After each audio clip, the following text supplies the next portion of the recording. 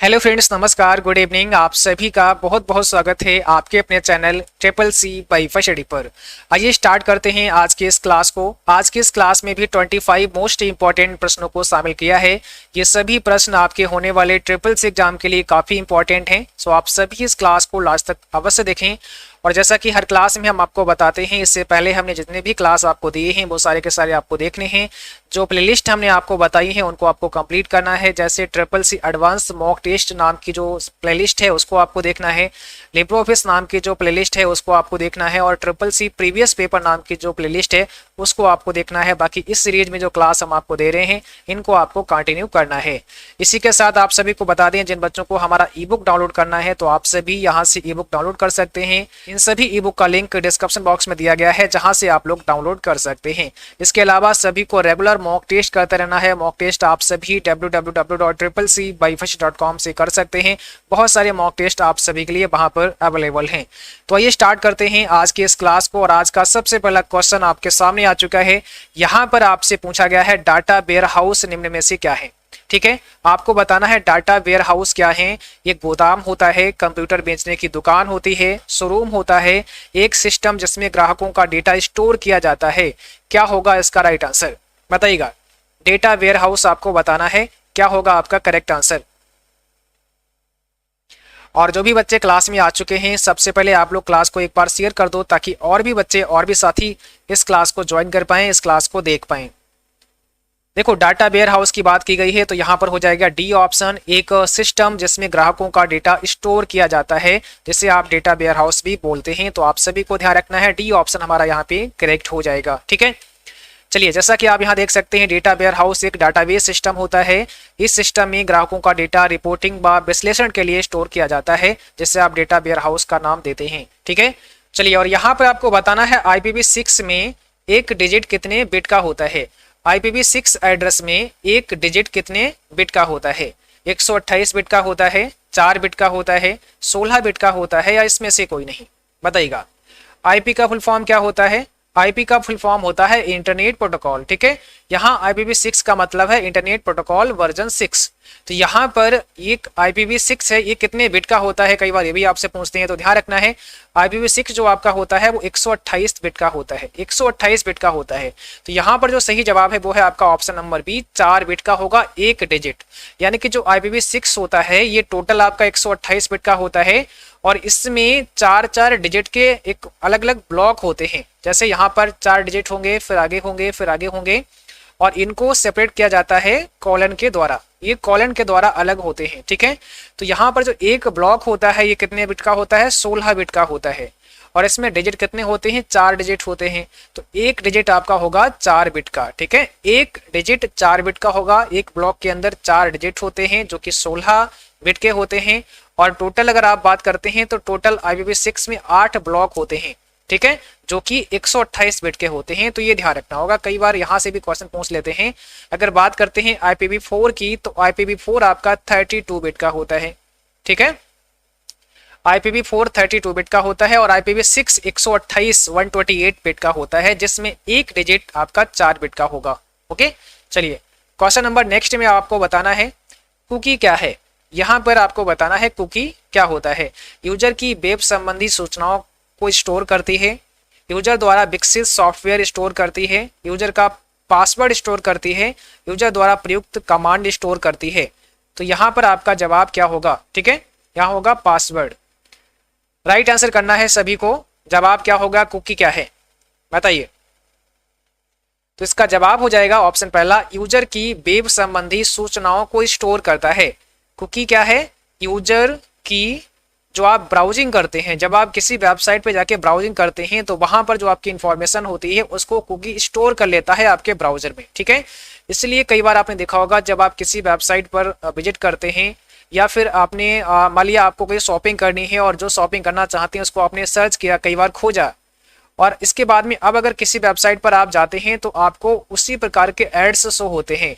यानी कि जो कंटेंट, जो प्रोडक्ट आप अभी सर्च कर रहे थे परचेज करने के लिए, और आपने उसको परचेज नहीं किया, ठीक है, तो अगर आप कुछ समय तक किसी कंटेंट को देखते रहे तो ये सारी गतिविधि आपकी स्टोर हो जाती है आपके ब्राउजर में कुकी के माध्यम से। ठीक है, और अगर आप किसी और वेबसाइट पे जाते हैं तो अधिकांश आपने देखा होगा उसी प्रकार के एड्स भी आपको शो होने लगते हैं। तो यहाँ पर कुकी का मतलब क्या है, यूजर की वेब संबंधी सूचनाओं को स्टोर करता है आपका कुकी, ये आपको ध्यान रखना होगा। चलिए यहाँ पर आप समझ सकते हैं जब यूजर किसी वेबसाइट की ब्राउजिंग कर रहा होता है तब कुकी, जिसे HTTP कुकी या वेब कुकी या ब्राउजर कुकी भी कहा जाता है, यूजर के वेब ब्राउजर में एक संक्षिप्त डाटा स्टोर कर देता है, ये आपको ध्यान रखना है। चलिए क्वेश्चन नंबर 4 का जवाब आप लोग करेंगे। कंप्यूटर पर जानकारी डैश के रूप में स्टोर की जाती है। कंप्यूटर पर जानकारी डैश के रूप में स्टोर की जाती है। एनालॉग डाटा होता है, डिजिटल डाटा होता है, मॉडेम या बर्ड्स, यानी कि जो कंप्यूटर पर इंफॉर्मेशन है वो किस रूप में होती है। ठीक है, कंप्यूटर पर जो जानकारी है, जो इंफॉर्मेशन है, वो डैश के रूप में स्टोर होती है। तो किसके रूप में स्टोर होती है? डिजिटल डाटा होता है। ऑप्शन नंबर बी, ये सारा का सारा डिजिटल डाटा होता है, यानी कि ऑप्शन हमारा बी यहाँ पे करेक्ट होगा। चलिए क्वेश्चन नंबर 5 का आप लोग जवाब करेंगे। जैसा कि आप यहाँ पढ़ सकते हैं, कंप्यूटर पर कोई भी सूचना बाइनरी प्रणाली आधारित डिजिटल डाटा के रूप में स्टोर होती है। आपको पता है आपका जो कंप्यूटर है वो केवल मशीनी भाषा को समझ सकता है, और मशीनी भाषा में लिखे गए कोड को बाइनरी कोड बोला जाता है। इसका बेस कितना होता है पहले भी हमने आपको बताया, इसमें 0 से 1 यानी कि 0 और 1 डिजिट होते हैं। इसका आधार कितना होता है, तो सभी को ध्यान रखना है, इसका आधार 2 होता है। ठीक है, इसका आधार 2 होता है। ठीक है, तो ये जो डेटा होता है वो कैसा होता है? डिजिटल डाटा होता है, इसी को डिजिटल डाटा कहा जाता है।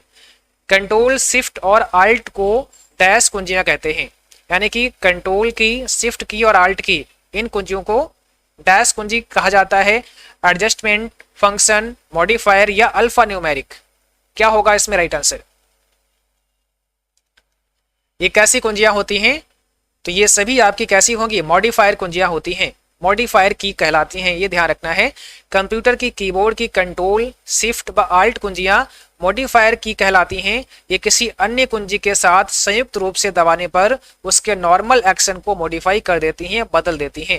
यानी कि इन कुंजियों के साथ में अगर किसी कुंजी को दबाते हैं तो उस कुंजी का जो नॉर्मल वर्क है, जो नॉर्मल कार्य है, उसको मॉडिफाई कर देती हैं, उसको बदल देती हैं। ठीक है, जैसे अगर आप पी प्रेस करते हैं तो पी लेटर टाइप होता है, लेकिन जैसे ही आप कंट्रोल के साथ में पी प्रेस करते हैं तो प्रिंट की कमांड आ जाती है। तो कंट्रोल ने इस पी का जो नॉर्मल फंक्शन था, नॉर्मल वर्क था, उसको बदल दिया, उसको चेंज कर दिया, अब प्रिंट की कमांड आ रही है, तो इसलिए इन की को मॉडिफायर की कहा जाता है, ये आपको ध्यान रखना है। ओके, चलिए यहाँ पर इस क्वेश्चन में आपको बताना है निम्न में कौन सा हार्डवेयर है, सॉफ्टवेयर नहीं। इसमें से हार्डवेयर कौन सा है, सॉफ्टवेयर नहीं है। ऑप्शन दिया गया है printer driver, Excel, operating system और मेमोरी यूनिट। तो जल्दी से आप सभी जवाब बताएंगे, इस क्वेश्चन का राइट आंसर क्या होगा? कौन सा हार्डवेयर है, सॉफ्टवेयर नहीं है। हार्डवेयर को ढूंढना है, तो सबसे पहला दिया है प्रिंटर ड्राइवर। अगर केवल आप प्रिंटर की बात करते हैं तो प्रिंटर आपका हार्डवेयर है, बट प्रिंटर ड्राइवर जो है आपका वो एक प्रोग्राम होता है, एक सॉफ्टवेयर होता है, तो यहाँ पर ये भी हमारा सॉफ्टवेयर है। बात करते हैं एक्सेल की, तो एक्सेल भी आपका सॉफ्टवेयर है, एक एप्लीकेशन सॉफ्टवेयर है। ठीक है, इसी प्रकार से ऑपरेटिंग सिस्टम भी हमारा एक सिस्टम सॉफ्टवेयर है। तो ये तो हमारे तीनों क्या है, सॉफ्टवेयर हैं।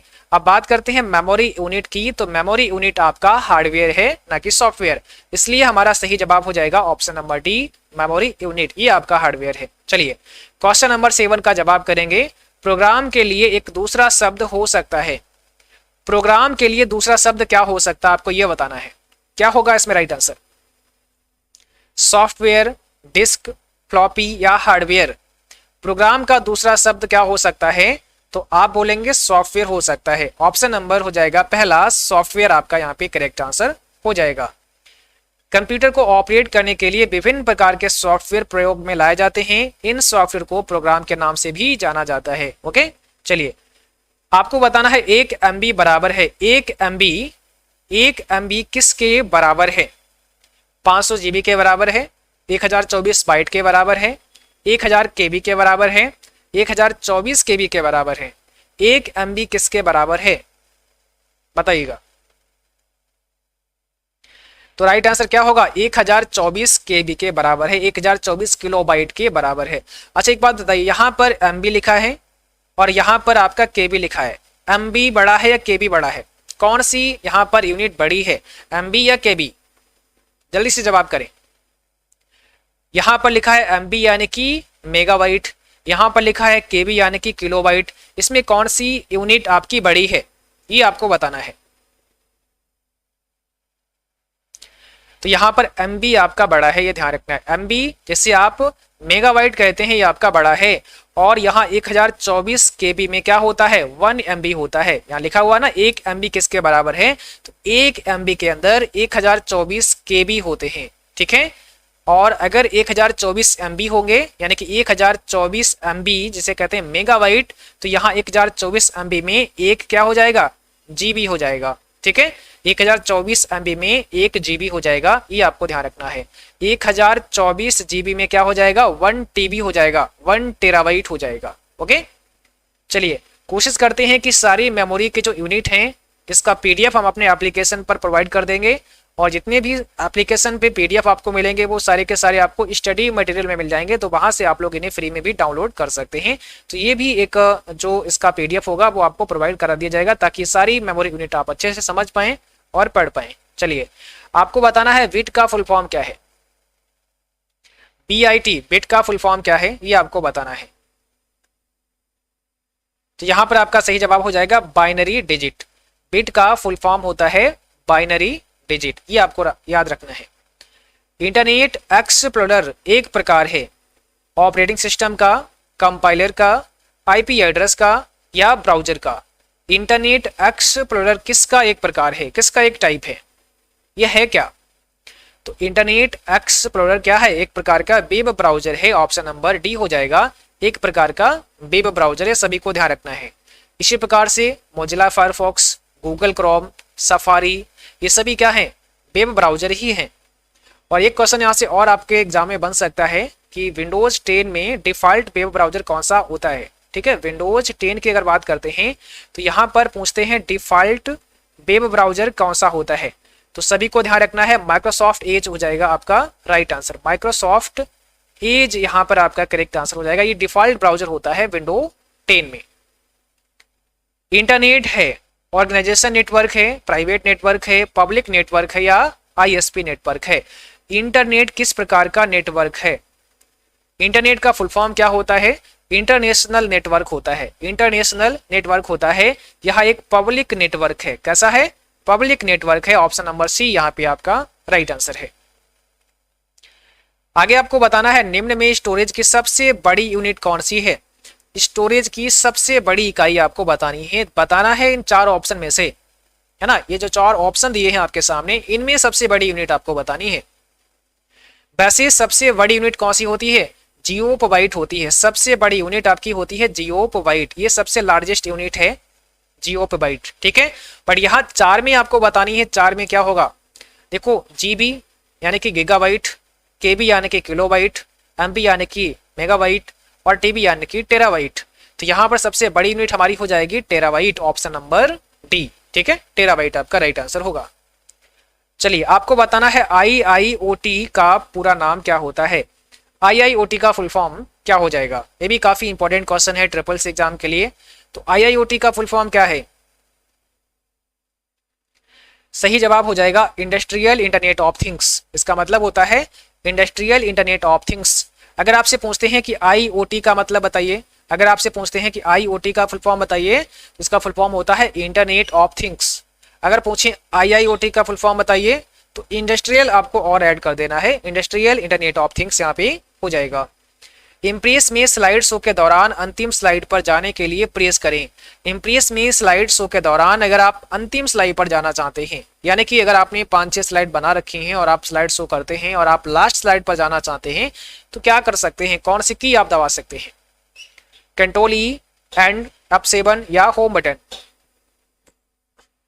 तो सही जवाब क्या हो जाएगा? ऑप्शन नंबर यहाँ पर हो जाएगा बी, आपको एंड की प्रेस कर देनी है। जैसे ही एंड की प्रेस करेंगे तो आप सबसे अंतिम स्लाइड पर आ जाएंगे। इसी प्रकार से अगर आपको फर्स्ट स्लाइड पर जाना है तो आपको होम की प्रेस कर देना है। जैसे ही होम बटन दबाएंगे तो आप फर्स्ट स्लाइड पर चले जाएंगे। अगली स्लाइड पर जाने के लिए आप क्या करते हैं, तो अगली स्लाइड पर जाने के लिए आप स्पेस बार भी दबा सकते हैं, स्पेस बार आप दबा सकते हैं, आप राइट एरो की प्रेस कर सकते हैं, ठीक है, आप एन प्रेस कर सकते हैं। और प्रीवियस स्लाइड पर जाने के लिए और यहाँ पर और क्या कर सकते हैं, पेज डाउन भी कर सकते हैं, पेज डाउन की भी प्रेस कर सकते हैं। और प्रीवियस स्लाइड पर जाने के लिए पेज अप की प्रेस कर सकते हैं, ठीक है, पेज अप की से भी आप प्रीवियस स्लाइड पर चले जाएंगे। आप अप एरो की प्रेस कर सकते हैं। तो ये सभी ध्यान रखना है। आप P प्रेस कर सकते हैं, P दबाने से भी प्रीवियस स्लाइड पर आप चले जाएंगे। ठीक है, चलिए आगे बढ़ते हैं। क्वेश्चन नंबर 15 आपके सामने है। चुने हुए सेल को मर्ज करने के लिए कैल्क एवं एक्सेल में डैश बटन पर क्लिक करें। चुने हुए सेल यानी कि लिब्रियोफिस कैल्क में आपने कुछ सेल को सिलेक्ट कर लिया है, उनको आप मर्ज करना चाहते हैं, सबको एक में जोड़ना चाहते हैं, तो आप क्या करेंगे? Centre, split, split and merge, merge and centre. तो आपको क्या करना पड़ेगा? मर्ज एंड सेंटर। आपका डी ऑप्शन यहाँ पे हो जाएगा। आपको मर्ज एंड सेंटर पे क्लिक कर देना है, तो वो सारी सेल आपकी मर्ज हो जाएंगी और जो भी कंटेंट आप लिखेंगे अब वो सेंटर में लिखना स्टार्ट हो जाएगा। ठीक है, तो यहाँ पर हो जाएगा डी आपका। CRT का फुल फॉर्म क्या होता है? CRT का पूरा नाम आपको बताना है। CRT एक मॉनिटर का प्रकार है और CRT का फुल फॉर्म यहाँ पे आपसे पूछा है, तो इसका पूरा नाम क्या हो जाएगा? ऑप्शन नंबर यहाँ पर होगा C, कैथोड रे ट्यूब होता है। ठीक है, कैथोड रे ट्यूब आपका करेक्ट आंसर हो जाएगा। CRT का फुल फॉर्म होता है। लिब्रियोफिस राइटर में नंबर लिस्ट इंसर्ट करने की शॉर्टकट की क्या होती है? आप नंबर लिस्ट किस शॉर्टकट के से इंसर्ट करेंगे? लिब्रियोफिस राइटर में नंबर लिस्ट आपको इंसर्ट करनी है, तो आप क्या करेंगे? सही जवाब हो जाएगा F12। F12 से आप नंबर लिस्ट को इंसर्ट कर सकते हैं। ठीक है, F12 आपका यहाँ पे करेक्ट आंसर होगा। अगर आप बुलेट लिस्ट इंसर्ट करना चाहते हैं तब क्या करेंगे? तो बुलेट लिस्ट इंसर्ट करने के लिए शिफ्ट के साथ में F12 आपको प्रेस करना पड़ेगा। शिफ्ट F12 और कंट्रोल F12 से आप क्या कर सकते हैं? तो कंट्रोल F12 से आप टेबल को इंसर्ट कर सकते हैं। तो ये तीनों लगभग सेम शॉर्टकट के ही आपको ध्यान रखना होगा। कंट्रोल F12 से हम टेबल को इंसर्ट करते हैं, शिफ्ट F12 से हम बुलेट पॉइंट को इंसर्ट करते हैं और केवल F12 से हम नंबर लिस्ट को इंसर्ट करते हैं। चलिए क्वेश्चन नंबर 18 आपके सामने है। लिब्रियोफिस राइटर में कुल 11 मेनू होते हैं, टोटल मेनू की संख्या 11 यानी कि 11 होती है। क्या होगा इसका राइट आंसर? बिल्कुल सही है, ऑप्शन पहला हो जाएगा। टोटल मेनू की संख्या 11 होती है। लिब्रियोफिस राइटर में कुल अधिकतम जूम प्रतिशत 600% होता है। अधिकतम जूम प्रतिशत कितना होता है? 600% होता है लिब्रियोफिस राइटर में। क्या ये सही है? तो बिल्कुल सही है। यहाँ पर अगर बात करते हैं मैक्सिमम जूम साइज की तो 600% होता है लिब्रियोफिस राइटर में। मिनिमम की अगर बात करते हैं तो मिनिमम आपका 20% हो जाएगा। ये तो आपका राइटर का हो गया। इसी प्रकार से अगर बात करते हैं लिब्रियोफिस कैल्क में तो मैक्सिमम आपका होता है 400% और मिनिमम आपका होता है 20%। ये मिनिमम आपका हो गया 20%। ठीक है, ये हो गया आपका लिब्रियोफिस कैल्क का। अगर बात करते हैं लिब्रियोफिस इम्प्रेस की तो मैक्सिमम आपका होता है 3000% और मिनिमम होता है 5%। तो ये भी आपको ध्यान रखना है। लिब्रियोफिस राइटर, कैल्क और इम्प्रेस किसी का भी पूछा जा सकता है आपसे। लिब्रियोफिस में विंडो क्लोज करने की शॉर्टकट की बताइए। अगर आप लिब्रियोफिस में केवल विंडो बंद करना चाहते हैं, जैसे लिब्रियोफिस राइटर ओपन है, लिब्रियोफिस कैल्क ओपन है, लिब्रियोफिस इम्प्रेस ओपन है और केवल आप उसी की विंडो को बंद करना चाहते हैं, तो आप क्या करेंगे? कंट्रोल W आप प्रेस करेंगे। ये सही है या गलत है? तो यहाँ पर हो जाएगा पहला ऑप्शन बिल्कुल करेक्ट है। आप कंट्रोल W से विंडो को बंद कर सकते हैं। बट अगर आप पूरा लिब्रियोफिस बंद करना चाहते हैं तो इसके लिए क्या करना पड़ेगा? आपको कंट्रोल के साथ में Q प्रेस करना पड़ेगा। कंट्रोल Q आप दबा सकते हैं पूरा लिब्रियोफिस को बंद करने के लिए। लिब्रियोफिस में बाय डिफॉल्ट कौन सी स्क्रॉल बार दिखाई देती है? यहाँ बात की गई है लिब्रियोफिस राइटर में। ठीक है, यहाँ पर होना चाहिए लिब्रियोफिस राइटर। तो लिब्रियोफिस राइटर में बाय डिफॉल्ट कौन सी स्क्रॉल बार दिखाई देती है? हॉरिजॉन्टल, वर्टिकल, बोथ या इसमें से कोई नहीं? बताइए। 21 का आप लोग जल्दी से जवाब करेंगे, इसमें कौन सा हो जाएगा? तो यहाँ पर हो जाएगा वर्टिकल। लिब्रियोफिस राइटर में वर्टिकल स्क्रॉल बार होती है, खड़ी सी लाइन होती है, एक स्क्रॉल बार होती है जिससे हम अपने पेज को ऊपर नीचे कर सकते हैं। ये आपको बाय डिफॉल्ट दिखाई देती है। लेकिन जैसे ही आपका स्क्रीन का साइज, आपके स्क्रीन का जो साइज है, यानी कि आपका जो साइज है आपका लिब्रियोफिस राइटर में, अगर आप जूम बढ़ा देते हैं, है ना, अपने डॉक्यूमेंट का अगर जूम आप बढ़ा देते हैं तो साइज आपका बड़ा हो जाता है आपके स्क्रीन से और ऐसी कंडीशन में फिर आपको हॉरिजॉन्टल स्क्रॉल बार भी नजर आती है। ठीक है, हॉरिजॉन्टल स्क्रॉल बार भी आपको दिखाई देगी जिससे हम राइट एंड लेफ्ट कर सकते हैं अपने पेज को। भारतीय सुपर कंप्यूटर के पिता किसे माना जाता है? यानी कि भारतीय सुपर कंप्यूटर का फादर कौन है, जनक कौन है?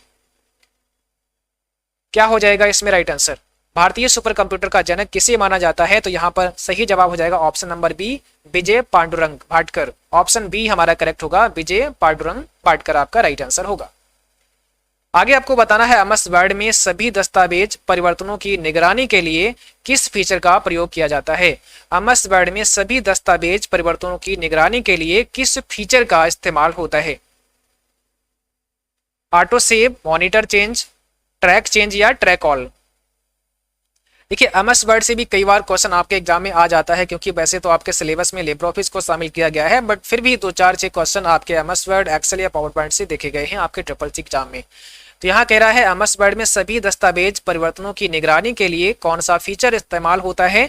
Track changes, option number C, track changes. जैसे ही ट्रैक चेंजेस को आप चालू करते हैं या इसको एक्टिव करते हैं तो क्या होगा, जब भी कोई अपने डॉक्यूमेंट में बदलाव करते हैं तो वो ट्रैक होता रहता है, पता चलेगा आपने क्या बदलाव किया है, आपने फॉन्ट साइज बढ़ाया है, आपने कुछ लिखा है, कुछ डिलीट किया है, तो ये सब ट्रैक होता रहता है। ठीक है, ऑप्शन नंबर सी हो जाएगा।